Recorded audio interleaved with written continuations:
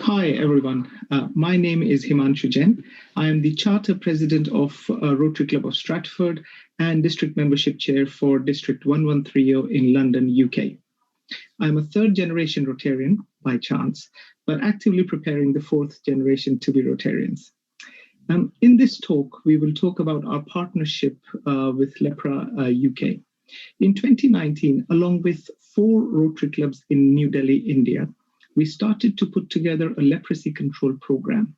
But then COVID hit us and things changed. And that presented us with a completely different set of issues for the vulnerable people marginalized by this stigma of leprosy. We, the Rotarians and Lepra, rose up to the challenge and put together another project to test and raise awareness for COVID in those marginalized communities in Hyderabad in India.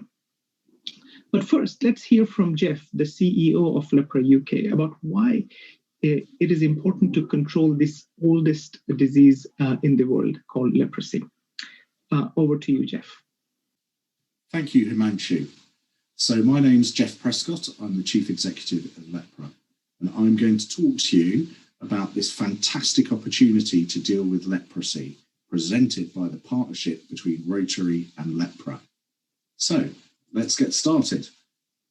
First of all, what is leprosy? Many people think that leprosy doesn't exist anymore. Well, unfortunately, it does. Indeed, it is the world's oldest disease. It's mildly infectious, contrary to popular belief, but nevertheless, 5% of the world's population are susceptible. We don't know why. And that's because, despite being discovered as the first bacteria causing disease in humans in 1873, we still have a problem of research. There is not enough basic research done on leprosy, so we cannot tell why 5% are susceptible and some not. What happens if you get leprosy? It affects your skin, your peripheral nerves, that's the nerves in your feet and your hands, and it affects your eyes. The good news is it's easily treatable with a course of antibiotics for either 6 months or 12 months. However, during that time, before that time, or after that time, the effect of leprosy on those nerves can get to be quite severe. And a certain group of people will have it so severe, it will severely damage them. I'll come on to that in a second. You will also suffer from immune reactions, your own body dealing with the leprosy bacteria. Signs and symptoms, as you can see in the pictures, you can get some discoloured patches on the skin. So if you look at the little girl in the far left, you can see that fairly clearly. You can also get numbness and tingling in the feet. You can also begin to notice strength changes and difficulties with walking. The real issue with leprosy is it's a spectrum. Some people will always have it mildly, so it's effectively a skin disease, a dermatological disease. However, others, for reasons we don't know why, that leprosy which starts as a skin patch or something minor will develop more and more and more severely until in the end you cannot feel your hands, your feet, your eyelashes and your eyebrows may drop out. The bone, the cartilage in your nose goes soft, and 3% of people will actually go blind, and quite a lot of men will have a far reduced level of fertility. In particular, though, the damage to the hands and the feet without being able to feel means that in the end you get severely disabled. Facts and figures. So officially, there are about 200 to 300,000 people a year. The official World Health Organization statistics will tell you there are just over 200,000 people newly diagnosed a year. However, research shows in the field that probably is a significant underestimate. And that's because most governments in the world where there are problems of leprosy deliberately do not count, deliberately underreport, and most of them do not even acknowledge leprosy as a need to report. So the figures are actually significantly below. Lepra has already identified in India, for example, the likely figure is 3 times the official reported figure. Worryingly, because of prejudice with leprosy, which we'll come on to in a second, 50% of everyone who develops leprosy is subjected to such significant prejudice, even with the mild skin versions, that they develop anxiety or clinical depression.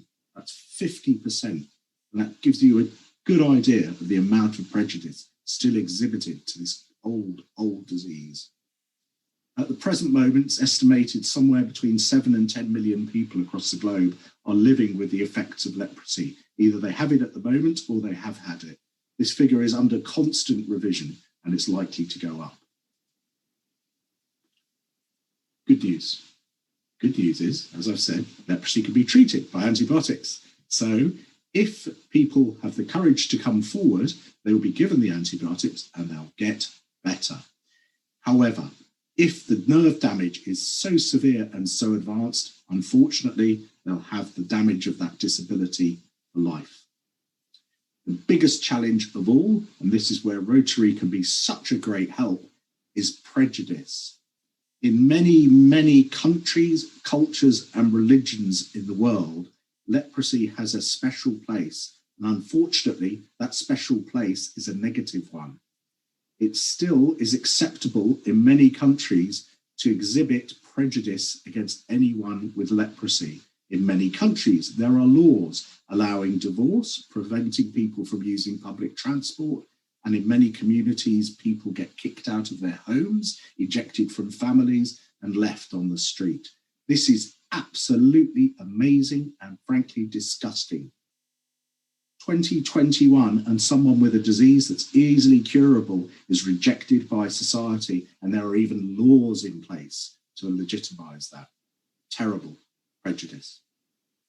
Rotary, of course, can make a big difference, and we'll come on to that in a second. Just a little case story, one of many. This is Shakila. So she's a very good representative of the situation we come across very often. This is in India, in this case. When she was 7, she developed some skin patches, these white patches on her skin, then some small ulcers, so wounds, began appearing. And though the local people took the view she had leprosy. As a result, she couldn't go to school. She was rejected by all her peers, and she had to cover herself head to toe, even to get outside into the street. Her life was misery. At the age of 12, leprosy outreach workers working for Lepra found her, made sure she had treatment, and made sure she had support. We then went and talked to the school and the community about the condition of leprosy and make them understand this was curable, it wasn't a curse. In her own words, at the age of 12, re-entering school, she commented to the Lepra worker, "I've now got my childhood and my life back." So that's great news. It can be treated. So quickly about Lepra. So this partnership, bringing Rotary and Lepra together, Lepra was founded in 1924. We're a secular charity, which means we are open to all faiths, and all faiths are heavily represented in the organisation, reflecting the fact that most faiths have a place of leprosy in their holy books. We're an operational charity, which means we have line of sight with every penny which is raised and used in cooperation with us. We implement right the way down. In India, for example, we have 600 staff alone. We were the first to reject isolation of people. In 1924, we looked at the evidence and said, why are people kicked out of their villages? It's mildly infectious. So we rejected isolation, and in 1945 started to use dapsone, which is a medicine, which was the first successful drug for curing leprosy. Currently, we work in India, Bangladesh, and Zimbabwe. India has about 2/3 of the world's cases of leprosy. Bangladesh probably has about 5% or so at the present moment. Zimbabwe is an emerging problem, with leprosy making a strong comeback there. Our approach: prevent, treat, follow up. Very medical. We try and prevent the disease by finding people in an early stage before others are infected. We treat people, we follow up. Secondly, non-medical needs. We make sure that people have their economic situations improved if they've lost jobs. We look after them if they have social problems by intervening in schools, intervening in families to explain the situation. And then last of all, rights of people. It's still amazing that if you have leprosy in many countries, you're forbidden to have disability benefits, even if you have ended up being severely disabled. There are still huge amounts of laws and prejudice. So to deal with leprosy, one has to be prepared to get involved with advocacy and rights. As Himanshu outlined, 2019, big breakthrough. Rotary and Lepra partnership. This involved clubs in Delhi and clubs in the UK, specifically Rotary and Stratford. The aim is to make leprosy a disease of little consequence. We will control leprosy. It's important.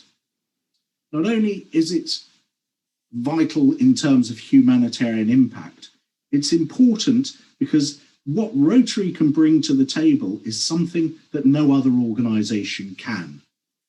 Rotary can bring volunteers, it can bring access to officials, religious leaders, people of influence in companies, and it has a lot of experience of combating disease, given the Rotary 30 years of polio programme. Personally, having been working in the field about this, I'll say one thing which really makes a difference, and that is the power of Rotary and the people. Philanthropists with great influence. What leprosy has suffered from in terms of world treatment is there has not been strong advocates for this disease. No strong advocates to help people, no strong advocates to have laws changed, etc. It's been left to small NGOs such as Lepra to fight. We've never had the support of something that Rotary can bring to the table. That's really, really important. With Rotary's ability to harness social mobilisation and awareness, this is therefore game-changing. It's a third great moment in leprosy. The first was realising you didn't have to reject people and kick them out of their homes and communities. The second was the finding of a cure. The third is harnessing social mobilisation and awareness to confront prejudice and get laws changed and get programmes up and running. Bear in mind, many countries in the world deliberately suppress their figures, deliberately shut down leprosy services, deliberately pretend they don't have a problem. It's pretty outrageous. It's the only disease in the world. Rotary can deal with this. So our partnership. These are the steps our partnership can implement these by. Create public awareness and help people to identify the disease, influence people, find new cases, reduce disability by making sure there's timely and appropriate support services. Many countries have just closed them in the last 2 decades because they're trying to pretend they don't have a leprosy problem. And also we can help with research. There is a Blue Peter Public Health and Research Centre in Hyderabad in India run by Lepra and now supported by Rotary. There we can get some of the research which hasn't been done for leprosy. Himanshu mentioned one of our programmes in 2020, and this is really important. People with leprosy are often crossed off official health lists and denied treatment of any sort in public health systems. Therefore, with COVID-19 happening, we needed help to provide testing for people with leprosy or who had leprosy. So with the help of Rotary Stratford and Rotary Hyderabad, kit was bought to help us provide PCR testing for COVID-19 for those most vulnerable. This is critical, but think about it in a UK context. Just imagine that you'd once had a disease and now we're not allowed to get tested for COVID. Terrible. So thanks a lot, Hyderabad, Rotary, thanks a lot, Stratford. Brilliant. So here is a video of the COVID testing for the vulnerable supported by Rotary in Stratford and Hyderabad. It's a fantastic effort to really make a difference to people's lives.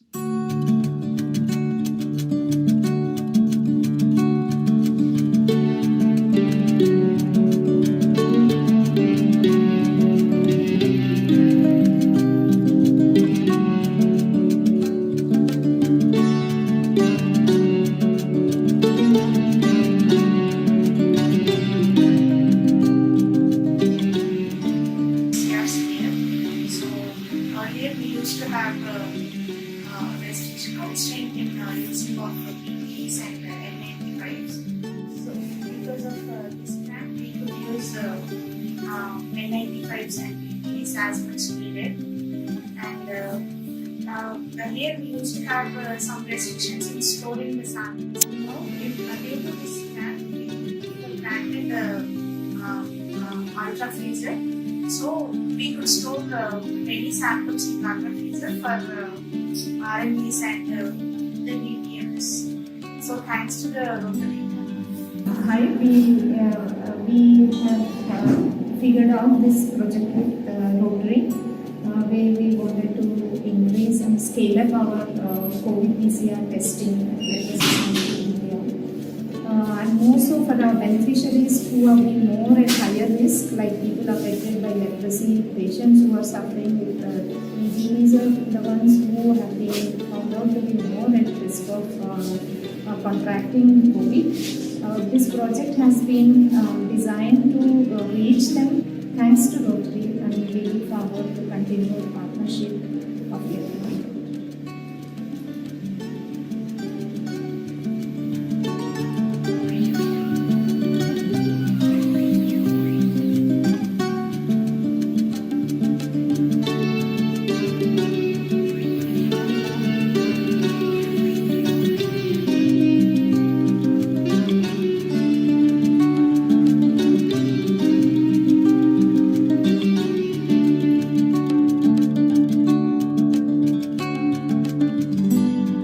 Where are we going next with this partnership into 2021?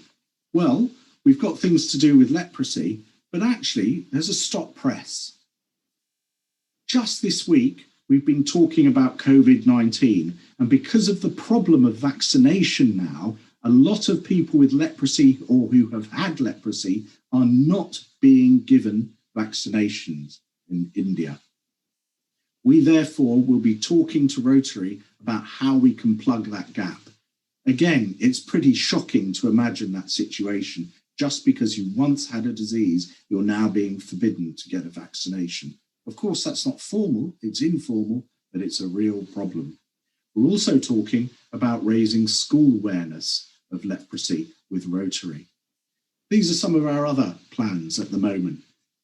Female physiotherapist training. Rotary has been forthcoming with its enthusiasm to train women to be physios for leprosy. And that's important because there are hardly any, and that has led to a chronic underdiagnosis of women.